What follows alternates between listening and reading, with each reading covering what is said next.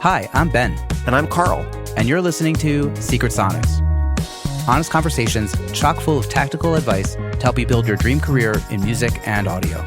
Whether it's skill development, mixing mindsets, personal branding, or work-life balance, we talk about ways to help set yourself up for success in the ever-changing music industry. Let's get started. Hi, Ben. Hey, Carl. How's it going? It's going pretty good. I like how we tried to start this podcast like 3 different times right now. Well, you tried to start it. I was hesitating. It happens. Okay, so there's like a few elephants in the room, as you mentioned before we hit record. You know, the audience has been used to a very specific kind of format of Secret Sonics that started in July of 2019, so 4.5 years ago. And today is January 1st, 2024. We're recording on New Year's Day.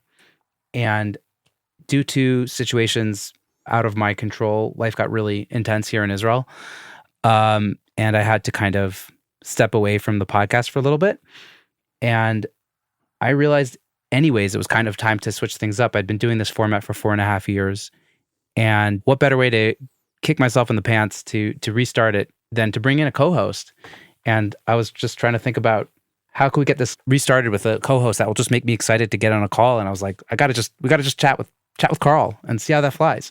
So, shucks. So welcome, Carl. You're the new co-host. Thank you. Thank you for having me. I feel like I was on, so many episodes already that I've been planning for this moment all along, preparing. Was that your real goal, like back when we first met? No. But if I want to sound wise and like I could predict the future, I could pretend that it was a plan all along. Right. However, it was just honestly a happy little surprise getting that message from you a couple of days ago. Oh, yeah? Was it only just a couple days ago? I guess it was like a week ago, maybe. It wasn't long ago. Yeah, and I think during the holidays, especially with young kids, like everything is a blur, and it could have been 3 days ago or 6 months ago, and it all kind of feels the same. Yes. I'm not celebrating the holidays because I'm Jewish, but I totally understand what you mean because the holidays here, same thing. Anyways, when things happen with Carl, they move quickly because he's a go-getter kind of guy. And so just kind of all pieced it together. We got in a chat, I think last week, and talked about, ways we could maybe do this. And then here we are just going for the first episode. So yeah. Do you want to introduce the topic for today's episode? Yeah. So one of the things that Ben and I both agreed would be a good idea for the first, the inaugural co-host episode would be setting goals. Partially because it's January 1st, 2024 when we're sitting down to record this, but also because we are both in a bit of a turning point in our lives, I think.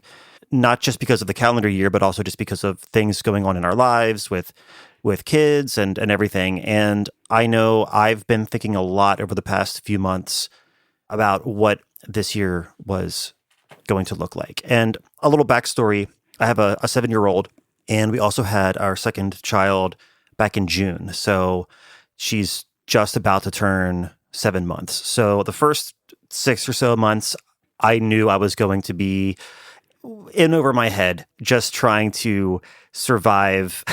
Having a newborn was nothing new, but having a newborn with a 7-year-old tornado running around the house was new. So I went into the second half of this year knowing that a lot of the goals that I thought I would be reaching for just were not going to be possible, just with the amount of mental energy and caffeine that my body can handle. So the beginning of 2024 was a bit of a landmark, I think, because it's a time where I feel like we're finally getting into a groove with the baby, and I can start to push business-wise a little bit harder again, even though I've taken the past, half of a year more or less at coasting speed. So new thoughtful goals are very, very front of mind for me. So even if it wasn't January 1st, I feel like this would be something I'd love to talk about. But I'd love to hear your thoughts about the topic. Wow, yeah, that's amazing. Well, I'm glad that you kind of are settled in to your new role as a dad of 2, and you're ready to kind of put a little bit more gas in the car again. I feel like I've been coasting also for very different reasons, just because of what's been happening here locally. I just have not had the mental bandwidth to think about being proactive basically on anything. And so I've kind of been resting on the things that were coming in anyways. And yeah, basically I wasn't pushing forward at all for the last few months. But at a certain point, you gotta, move on with your life, and not that you move on, but you have to push things. Otherwise, you're gonna stagnate.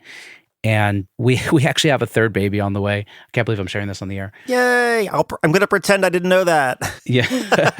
Congrats. Crazy people. We're about to be outnumbered. And then, the financial thing becomes even more important. And so I can't stop now. I got to keep going. Got to double down and get more work and do good work, and have to at least try to be optimistic about the future and hope that things will work out and things will be good. And I can continue building a good career for myself, and that supports my family and myself, and have a good time doing it. So this is both of us jumping back on the horse to ride again, I guess, and for very different reasons, but hopefully successful for both of us. Yeah, exactly. So before you tell me what your goals are, I'm curious, what's the thought process that you have when you're trying to figure out what goals you should even strive for? That's a really good question. I think I'm trying to find, that inner thing inside of me that says, yes, this is stuff you can do and be passionate about and love your life doing. So I think that's a big part of my driving force. And I think both of us are trying to kind of curate a life where our work supports us, but we also thrive from it at the same time. So it's kind of like this is what gives us life, so to speak, the music thing, but it also hopefully enables us to do the things that are outside of that, which are also important. Actually, it's one of the things I've really enjoyed about not really pushing so hard over the last few months has been kind of just looking around and seeing my life and kind of living in that moment more than focusing on business and the hustle. So yeah, I'm kind of just trying to listen to my inner voice and figure out what I can do that's true to me that can also be helpful to others and could also help push this career thing that we're trying to do forward. I'm trying to cultivate this life. I'm not trying to get by any means necessary. It has to be at a way that works for me, at a pace that works for me, happy doing it, not stressed doing it. Because we've been doing it long enough that we know that kind of hustle mentality can only last for so long. It has to be at a pace that's sustainable for us. So these are kind of things that are going through my mind. How about you? Yeah, very, very similar. It's really difficult, I think, to find work-life balance when you love your life and you love your work. That's kind of the tricky part. I'm very lucky that I love my life, I love my family, and I also really love what I do, whether it's mixing or business development, whatever I'm doing. I just really enjoy it. And that makes it very difficult because I inevitably will make a lot of goals because I have a lot of interests and a lot of passions. And my what I'm assuming is undiagnosed ADHD also doesn't really help with having way too many big ideas and not enough time or focus or energy to actually complete them. So when I'm trying to figure out what my goals should be, it can become really daunting and actually really difficult for me to say no to my own goals, the things that I do want to achieve, because I know that I can't do them all. I feel like when I was 25 and had the energy to do them all, I didn't have the experience or the willpower, or the structure or whatever. Right. That's youth is wasted on the young or something. Yeah. I think about that a lot, actually. It's so true. And all the things that I want to do, I think I could have probably done all of them if I knew what I knew now when I was, 15 years younger. Yeah. So because of that, that's one of the hardest things that I'm still struggling with. It's having a lot of ideas, a lot of goals, and trying to figure out which ones I can actually achieve, or which are the ones that actually will move the needle for me to, have that work-life balance, to have a job that fulfills me creatively, that fulfills me, emotionally, and fulfills me financially, so that way I can spend the time and the energy just being a dad, being a husband, being a friend. I think as I'm getting older, and I think now that we have a second kid, I think it's easier for me to let those non-music things trump the music goals, if that makes sense. Totally. I think when we had one kid, or when I got married, it was hard to let go of some goals. Then when we had a kid, it was a little bit easier, but still not that easy. I'm not perfect by any stretch right now. It's not just like, oh, well, clearly I can just compartmentalize between the super important stuff. Yeah. I can't, Not possible. Not possible. But I think it's getting easier with every year. Yeah. I think having two kids also for me was an inflection point of like being able to kind of flip those priorities, because it's just like it didn't matter what I wanted before, just like the necessity of the hour just changed things around, you know? Yeah. It's in so many ways my daughter brought me to my knees with like things that I thought I could control and realized I could not. So, Yep. you know, Yeah. and then you let go. Yeah, you start to let go. With 2 years of therapy, you start to let go. So I guess that's a nice little segue into what are the goals? Or actually, are there any goals that you had on your list that you decided didn't make the cut? I haven't gotten that far yet, but Okay. actually, That's fair. but based on what you were saying, I had a question, because it sounds like for you, there's a difficulty in doing the essentialism thing. Yeah. You know, the book Essentialism, where when you say yes to something, you're saying no to something else, and you have to kind of be, you know, very specific about what you choose you want to do or not do.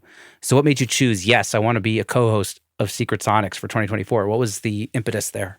If you want my honest answer, there's two. I feel like every decision that we make, no matter how pure it is, there's always a bit of a selfish motivation, right? I like to be very honest about that, because every decision that we make, there's always some amount of selfishness in it. I think when I go into situations, whether it's for my business or just for fun, like I try to be very conscious of that, because I think being conscious and honest about those motivations enables me to just be a more transparent, honest person, right? So whether it's with myself or with somebody else. So I think the fun thing for me is I love talking to you. And Aw. Thanks, Carl. no, I do. I love talking to you, and Ben, I love you, and I want to Aw. do whatever I can to support you and your goals. And when you ask me to be a co-host on this, like, well, duh, like, of course I'm going to be, because that sounds great. You know what I mean? Like, because I want to support you, and I love having these kind of conversations. And at the same time, there is a selfish side that, like, I love having these conversations. I love talking about this kind of stuff, and having an opportunity to do that where people will actually listen to it. Like, yeah, of course I'm going to want to do that, And one thing that I am actively always trying to get better at is to be better in interviews and to be a better public speaker. Just being able to take my time when explaining something and trying to pace myself when I tell stories. And what better way to practice that than by doing it in conversations, So Yes. just because this is something that I think is really fun and I want to support you, like, yeah, there are some other benefits to it, and just meeting new people and getting to have hopefully some really interesting conversations that you and I can share with people, whether it's through the podcast itself or through social media, and hopefully it helps people as well in whatever way it does. So there's a lot of reasons why I said yes to doing this. And one of the goals is to just get more conversations started. One of my main goal for this year is to start over. I want to start over 1,000 conversations with new people. Wow. That is a lofty goal. But it's 3 a day, and I usually do that anyway. So if I do just starting 3 conversations a day, not necessarily 3 conversations with potential clients or people that I want to hire me or people that I want to get something out of. Like, it's not that as an intention. Just starting those conversations and meeting people, and just not waiting around for my network to build itself. It's a way of just finding more of my people, and doing a podcast especially a podcast that has an audience. Like, this is a perfect way for me to hopefully start more conversations with people and get to know more engineers and producers and artists, and just find more cool people to Amazing. make me happier in life, because I find so much joy in that. So calling that a selfish reason is not the same connotation that I think we usually use when we talk about selfishness, but I think that's something that I know I really enjoy, and I love starting conversations. I love meeting new people, and this is a really great way to kind of, Yeah. kill two birds with one stone, or kill like seven birds with one stone. Yeah. Not that this podcast condones bird murder, but No, no. We try not to. Sometimes they fly into the windshield, though, and we can't do anything about it. Yeah. But I feel like there's a lot to talk about there. But I feel like I should just make a preface. Maybe we should do this at the end of the episode, but I'll just say it now. Like there will be more interviews on Secret Sonics, and hopefully there'll be interviews with two co-hosts as opposed to one host. And I will say that meeting people through this podcast has been the number one joy of doing this podcast. Mhm. It's like unbelievable to me who I've met because of this and who's introduced me to who, and things that I never dreamed possible happened because of just starting a podcast and starting those conversations. And yeah, definitely I think podcasting is the best thing for starting conversations, for meeting people. It's the best way to, without seeing somebody in a room, it's the best way to get in front of somebody who you want to talk to. Yeah. And such as you, Carl, and so hopefully there'll be continued conversations moving forward. There will be, for sure. All right. So I feel like you sort of gave me a goal for this year. Do you want to elaborate on your goal, or should I give you a goal? What do you think is a good way to bounce back and forth? Well, I guess let me kind of put a bow on mine. Great. Right. So Perfect. So the goal of starting 1,000 conversations this year with new people, I chose that goal because that's something that I can control. And I know before we started this episode, we had talked before about the idea of input goals instead of output goals. And the amount of conversations that I at least attempt to start, maybe I'll say that I want to attempt to start 1,000 conversations with new people, even if they don't respond to me, right? Because I can't control whether or not they respond, but I can control whether or not I try. And every major event in my career has in some way come from me just starting a conversation with somebody that I didn't know yet. And that's like the one constant, I think, in my career over the past 18 years. Oh, 19 years. It's 2024 now. We're about to hit 2 decades, right? I know, it's weird. Yeah, one of the only constants is the fact that me proactively starting conversations with people is what leads to growth and new opportunities and that creative fulfillment that I'm constantly searching for. So that's why setting a fairly lofty goal is, I think, very important, because I know not all 1,000 people are going to respond, let alone, like I said, it's not meant to be like, 1,000 potential clients, right? Like, it's not like I'm expecting 1,000 people to all be like, "Oh, hi, Carl, you seem cool, take my money." That's not at all the point. But knowing that I can send these messages, I think, is not only going to help me to prevent the massive ebb and flow of the busy season and the dry season with projects, but also it's going to inevitably provide me with new perspectives on life, new perspectives on music. And also, I know it's a good habit for me to be able to build, and a fairly reasonable habit. Like 3 messages a day is not that bad. And if I fall behind a day, 6 messages in a day, at least for me, is not bad at all. I send so many messages all the time. Yeah. And I know that if we're going to have to get into the lack of fear that you have in, approaching people. I feel like it's amazing. Well, I mean, it's just practice. It's just practice. Yeah. I mean, cause me doing 1,000 this year, I've probably done 1,000 every year for the past couple of years without keeping track of it. I wouldn't be surprised if that's the number. But I think if you set yourself a lofty goal like that, but in a manageable way, that instead of saying, I want to have 1,000 messages out by the end of January, it's by the end of the year, knowing that it's 3 a day, knowing that that's some time that I can set aside. I can set aside 10, 15 minutes a day to do that, knowing how beneficial that will be for the long run of my career. I think setting that goal and just doing it and forcing yourself to do it and having some accountability, either if you're good at keeping yourself accountable, great. Or if you have a friend or a peer that wants to do the same sort of thing, getting some accountability there too. but just doing it, because as soon as if you send 3 messages in a month, you are going to be very hyper aware of every single one of those people that you reached out to and whether or not they responded and what they said, right? And you're going to lay in bed at night wondering why didn't they respond? Was it something that I said? Did I say something wrong? Do they not think that I'm worth responding to? Like all these spirals of sounds like dating. self-doubt. Yeah, I mean it is, and I guess I don't want to. I want to stop the metaphor there, because I'm not saying you should go on Tinder and send 1,000 messages. Not my goal. Yeah, don't sue us for bad advice.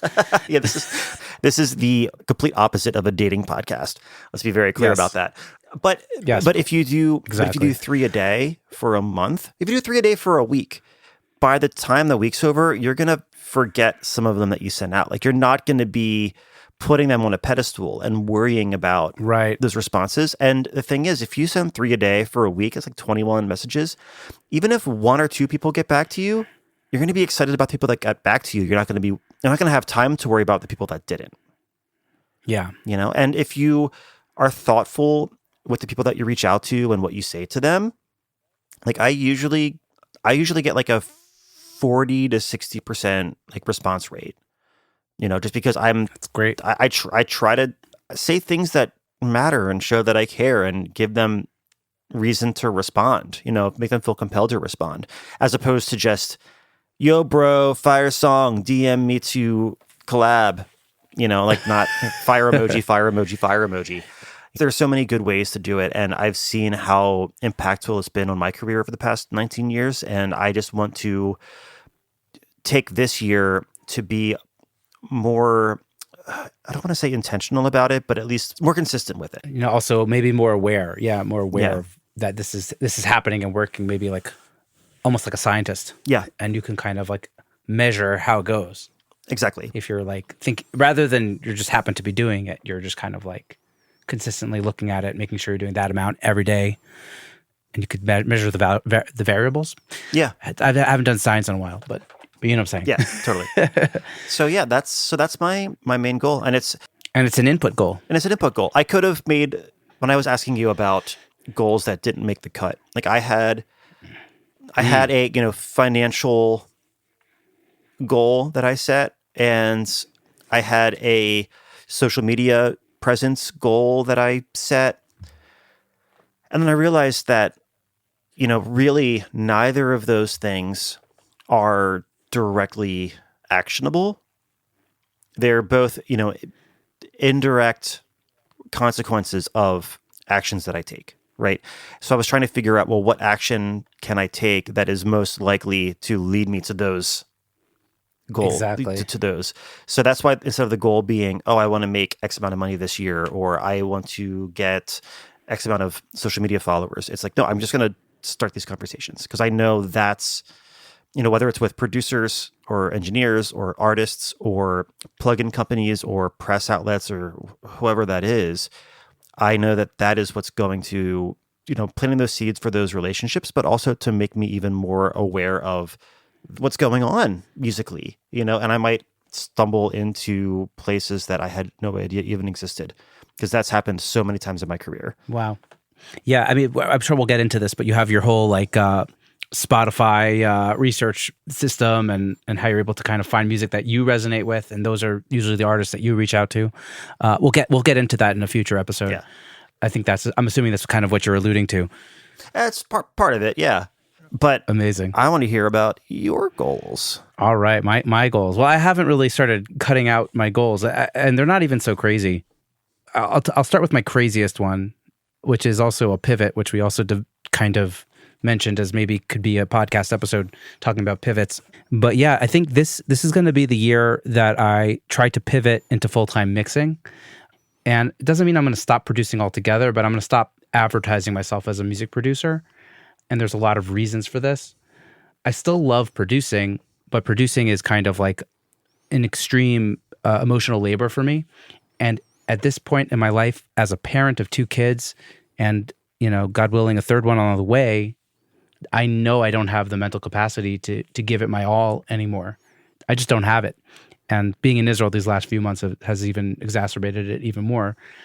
Just my capacity to give that emotional labor. And mixing, I don't have to give that much of an emotional labor thing too. It's still great. It's still fun. It's still artistic. It's still a little bit technical. It's like all those things, but it's not as much of a emotional drain, meaning like there's more battery left over for me to give to my family afterwards.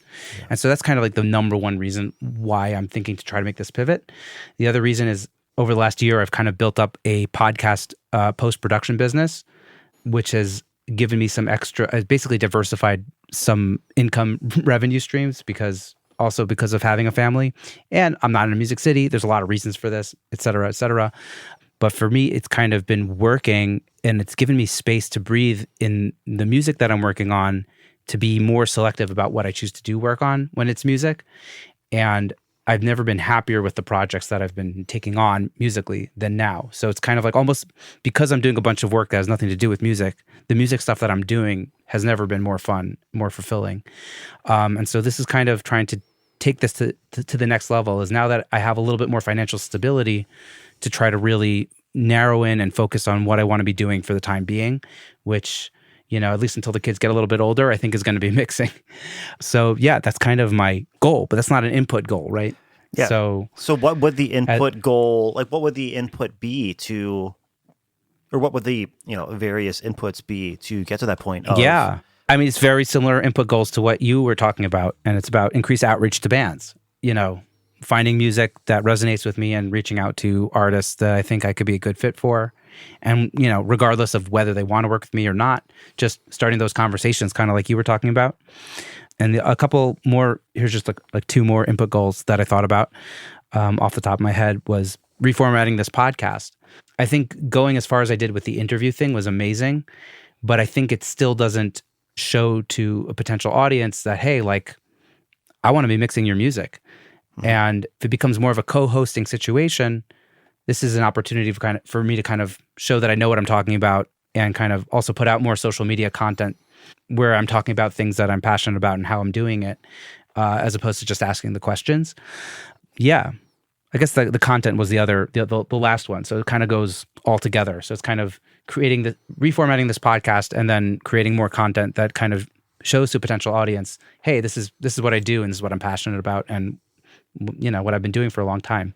So yeah, that's kind of my number one goal. And those are some input goals that I'm going to try to do to accomplish that goal this year. Yeah. Yeah. And I'm curious, and just because I'm a dork and I love this stuff, I'd love to know, I guess, like after we finish wrap recording this episode, when you start to put the input goals into more like specific things to do, like whatever it's the number of outreach messages that you send, or the kind of content that you make, or like how often you're making content about mixing.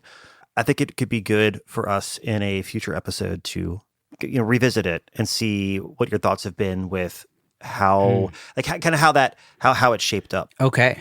I'm down. Yeah. I want to foreshadow this a little bit. Yeah. I think we've now officially become like accountability buddies for our input goals. Yeah. Now that you've told me yours and I've told you mine, we can kind of keep each other posted also via this podcast, and we could keep our audience posted and maybe be a proof of concept of let's say, building relationships and starting conversations as an input goal, and just keeping to our goals, basically. Maybe that could be a little segment, once a month or something, we do a check-in. Monthly check-in. That's an interesting idea. We could try it. I'm gonna give you like a soft commitment here. Oh, that's totally fair. Wait, isn't the whole point of this a hard commitment? But yeah, okay. So Carl, do you have any other goals / input goals that you'd want to share with the audience that, you're thinking about for 2024? Yeah. One that I'm doing, I never thought I'd talk about this in a podcast, I guess, but one of the non-musical goals that I have, sorry if you can hear the dog barking in the background. I think she's mad that I'm talking about this. A couple months ago, I actually started doing Weight Watchers, weirdly enough. Not because I, felt like I have a lot of weight to lose, but it was more so because I am an anxiety snacker. And it was less, actually talk about like input goals and output goals. The way that I use like the Weight Watchers app, isn't that I had necessarily a goal weight that I was trying to achieve. It was more so that it was a way for me to track everything that I'm eating and making me more conscious of what I'm putting in my body. By doing that, by just focusing on what I was eating and being conscious about it, I lost like 18 pounds, something like that. Wow, congrats. That's Thanks. amazing. Thank you. Yeah. So the thing is, like, I'm at a point where like I don't feel like if I lost a couple pounds, cool, whatever. Like I don't feel like there's a real need for that. But what I found during that time was that when I was conscious about it, I felt better. When I was more conscious about how much water I was drinking, how much exercise I was getting, how many fruits and vegetables I was eating compared to, peanuts, Snickers or bars. Snickers Yeah. bars and cheese or whatever. I felt better. So yeah, so I'm using the Weight Watchers app as an input goal. It's just more so for me to be conscious Yeah. of what I'm literally putting in my body, Yeah. rather than doing it for the purpose of achieving a certain outcome. And if that outcome is, a healthier body, then cool. But I think Great. that's great. Yeah, but Yeah. like the number your itself. wife and your kids will thank you for it. Yeah, exactly. I want to be here. I want to be here a long time. Awesome. Yeah. Amen to that. What's resonating with me with all the things you're talking about is kind of like this mindful approach. It's like as long as you're mindful and you're tracking things and you're not mindless, it just sets off the brain working in a much better, healthier way and enables you to be more productive in different areas of your life. Yeah. And I think it forces me to be honest too, which is something that, honest with myself about things. And that's always, I think we all have areas of our life that we have difficulty with that. And I know for me, like eating was one of them. So I think this is why it's been so helpful, because it's forcing me to just be honest with myself about, how many times I'm just getting like, a little half handful of cashews or something from the cabinet. And then you realize, oh, I did that 4 times today. Like that's too many nuts, Carl. Yeah, the cashews definitely add up, even though they're yummy. Yeah, well, they're so good. I'm with you, man. Okay, amazing. So one of my goals for this year is to become more financially literate and not to just kind of keep money in a bank account and not to just kind of let things happen and to try to be more conscientious of what I do with money. And because I'm going to need that money as we get older to pay for things. And yeah, I mean, I'm like, I'm putting into a pension and stuff, but I just don't understand enough about how this whole thing works. And my goal is to learn about like macroeconomics a little bit and actually learn how to invest a little bit better and be smarter. And so, yeah, input goals for that are, maybe finding a financial advisor, booking sessions with experts, and maybe reading some books. Like I wrote down 3 books on the subject. So if I can read 3 books about financial literacy, that could really help me. And who knows what that will do down the road, because, thinking about like compound, like the older we get, the less time we have for things like compounding interest to work in our favor. Yeah. So these are things that I think I need to address now in my mid-30s before it's too late. Well, that's great. So that's kind of, that's one of my goals this year. Yeah, that's huge. And I think what's great about that too is that, what your input goal is education and educating yourself. And I think the more you know, the more you're going to be inspired to know more. So Yes, I think that's absolutely really true. That's really great. Yeah, and that's true for everything, right? Like once you open that can of worms, or like maybe there's like a little bit of friction and you don't really want to get into something, but then once you start and you start learning and you learn more, then it's like, being on that Wikipedia page and, scroll into the next one, or, like we were looking at each other's, you showed me your Descript and how you're using it to edit videos really quickly, or what I was like, because I'm so used to using DAWs, I was like, afraid of a program like Descript, but then you got to just get into it and all of a sudden you're learning it. It's like learning a new DAW or learning video editing once you're comfortable with audio, but you're intimidated by it. All these things, once you get going, you realize, oh, it's not so bad. I can figure this out. My brain knows what to do. Absolutely. Absolutely. Amazing. Do you have any other goals? Should I list off a couple more? Yeah, list a couple more. All right. I mean, one of my goals is kind of just to kind of continue to be a present spouse and father and not work crazy hours, which I don't now, which is great. And I can't complain. So I want to just keep doing that and not working my butt off. I want to try to earn more money because we have a third one on the way. And so that's super important. And that input goals for that might be raising my rates. And again, starting more conversations, finding more clients. And another goal I put down for this year, which is interesting because it hasn't happened in a very long time, is make my own music, because I feel like it's a part of me that I brushed on the side in an attempt to become a professional as an audio engineer. And I've kind of put my own musical thing somewhere else. And I want to see if there's anything still there, because a lot of people, when I was making my own music, friends and relatives really resonated with some of it. So I want to see if there's anything there to unpack at this new stage in my life, so let's see what happens. Yeah. I don't have input goals for that. It could be just, picking up scheduling 1 hour by a piano or a guitar once a week or something, but we'll see. Yeah. And I mean, I'm sure there's more than enough stuff going on in your life the past couple weeks, months, years to be pretty intense inspiration for the music in the first place. Yes, that's absolutely true. I sort of wrote one song since everything happened here. My wife immediately said to me, "It's like, you got to write music now. Like, you write songs when you're sad. This is your time, I sort of wrote one thing. Well, we'll see what happens. I don't want to. This is one I'm not sure I'm going to commit to, but I like the idea of it, at this stage of my life. So We'll see.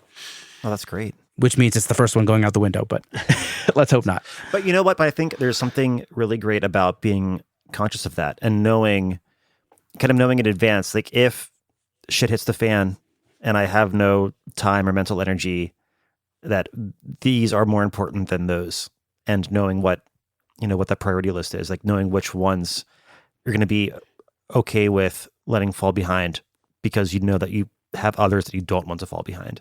Absolutely. Yeah. So I would say the pivot for me is the most important thing, and then tied with becoming more financially literate, and kind of everything else is secondary to that. That's amazing. That's amazing. So 2024, let's hope it's a good year. Yeah. It'll be a year. It'll be a year. Hopefully it's an entire year. I saw something on Facebook today. Wait, you saw something stupid on Facebook? Never have so many expected so little from a new year. Basically, if an asteroid doesn't hit Earth, we're good. Thoughts from aisle 4. Basically, yeah, that's not too far off. But we have to at least try to aspire for more than that. So here's hoping. Here's hoping 2024 should be a good year. You know? Here's hoping we pass the very low bar. Let's go way past that very low bar. Let's have a great year, and hopefully the audience will come along for the ride with us. Yeah. So thanks for listening. Yes. That's the name of your podcast. Maybe you could even give a quick pitch. It's a thanks for thinking, but thanks for getting my podcast name thanks wrong. For thinking. So thanks for inviting me to be your co-host on Secret Waveforms. Oh, we're keeping this all in, right? Oh man. Okay, so let's call it a wrap on this one, because I know we both wanted to talk a little bit more about mixing and what that means for us in 2024, and I think it's a perfect next episode, considering making that pivot to focusing on mixing for you is one of your big goals for the year. So I think this is a perfect time to call this one finished and move on to episode 2. Excellent. Carl, this was a blast. Thanks for joining me. Absolutely. Thank you. We hope you enjoyed this conversation as much as we did. If anything here resonated with you, please share this or your favorite episode with a friend. And as always, we love to hear from our listeners. So find us on social media at Secret Sonics, at Ben Wallach Music, and at Carl Bonner. Until next time, bye, Ben. Bye, Carl. That was good. I think the outro was great.